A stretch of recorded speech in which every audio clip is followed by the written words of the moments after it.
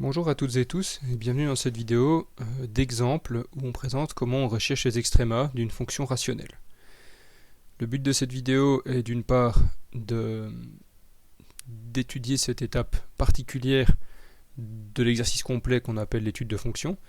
Elle permet aussi de réviser les dérivées des quotients et donc comme prérequis il est nécessaire de connaître les dérivées des polynômes et les formules de dérivation pour les quotients.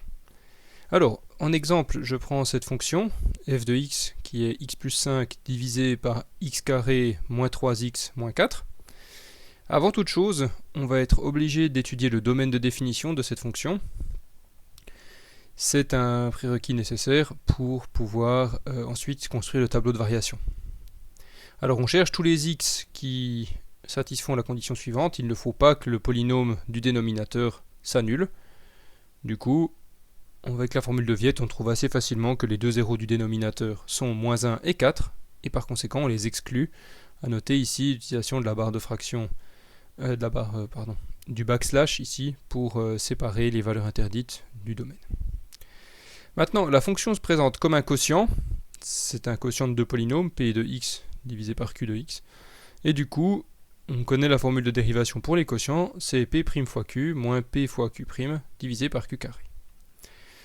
On applique donc cette formule à notre fonction f. La dérivée de x plus 5 est simplement 1.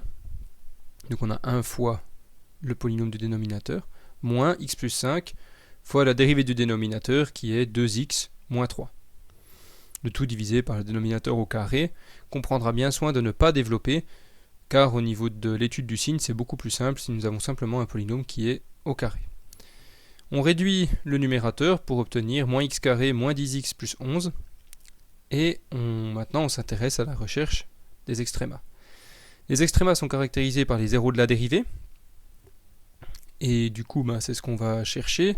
On rappelle que les zéros d'une fonction rationnelle sont toujours ceux du numérateur. Alors ici, on prend le numérateur. J'ai pris la liberté de changer tous les signes. Puisqu'on compare le numérateur à 0, les signes n'ont pas vraiment d'importance. J'ai tout amplifié par moins 1. Du coup, le polynôme qu'on cherche à résoudre est x carré plus 10x moins 11.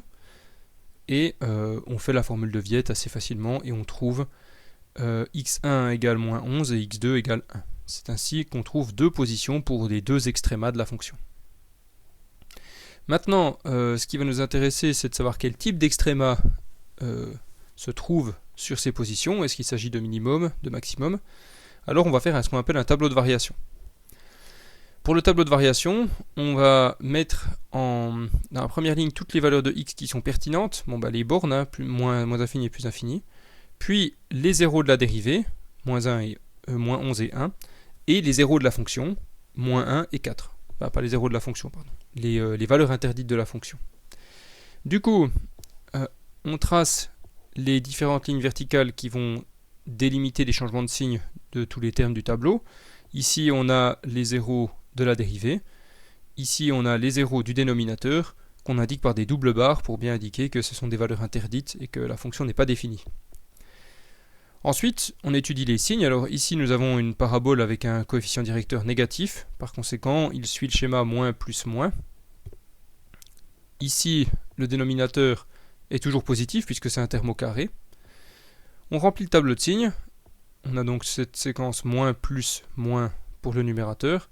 On n'a que des plus au dénominateur. Du coup, le signe de la dérivée est le même que celui du numérateur. On a cette séquence moins plus moins qui se traduit par une croissance qui est la suivante. D'abord, c'est décroissant, puis croissant, croissant. On saute ici par-dessus une asymptote verticale. Décroissant, puis encore après l'asymptote, c'est toujours décroissant. Par conséquent, on a deux points de changement de croissance. Il y a celui-ci qui est un minimum parce qu'on descend puis on remonte. Et ici c'est un maximum parce qu'on monte puis on descend. Pour localiser les extrémas, on a besoin des valeurs d'ordonnée de chacune des deux valeurs. Du coup on calcule la valeur de la fonction en moins 11 et en 1 pour connaître les ordonnées. Ceci se fait facilement avec une calculatrice ou du calcul à la main. On trouve moins 1/25e pour f de moins 11 et on trouve moins 1 pour f de 1. Et du coup, on peut conclure que la fonction présente un minimum local en moins 11, moins 1/25e, et un maximum local en 1, moins 1. Si on regarde rapidement sur GeoGebra à quoi ressemble cette fonction, on voit ici le maximum en 1, moins 1. On voit ici le minimum en moins 11, moins 1 25e. Et on voit que la fonction ici a ces deux asymptotes verticales.